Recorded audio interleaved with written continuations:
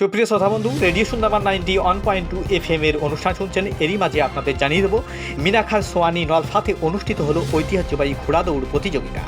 জনসমাগমের চোখে পড়ার মতো পুরানো ঐতিহ্য ধরে রাখতে মিনাখার সোয়ানি নলফা এলাকায় অনুষ্ঠিত হলো বাৎসরিক ঘোড়া দৌড় প্রতিযোগিতা।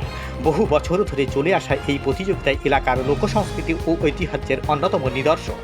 প্রতি বছরের মতো এবছরে বিপুল উৎসাহের মধ্য দিয়ে আয়োজিত হয় এই ঘোড়া দৌড় প্রতিযোগিতা। আর এই ঘোড়া দৌড় প্রতিযোগিতা কেন্দ্র করে মাঠ জুড়ে ছিল মানুষের ঢল আর ঢল।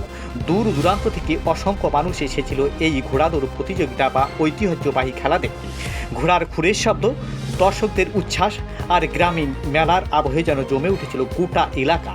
স্থানীয়রা জানান, এই প্রতিযোগিতায় শুধু খেলা নয়, এটা এলাকার সংস্কৃতি ও সৌভ্রাতৃত্বের বন্ধন আরও দৃঢ় করে।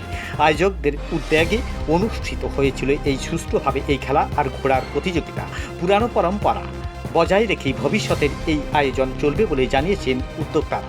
শুনতে থাকুন, সঙ্গে রাখুন রেডিও সুন্দরবন 91.2 FM।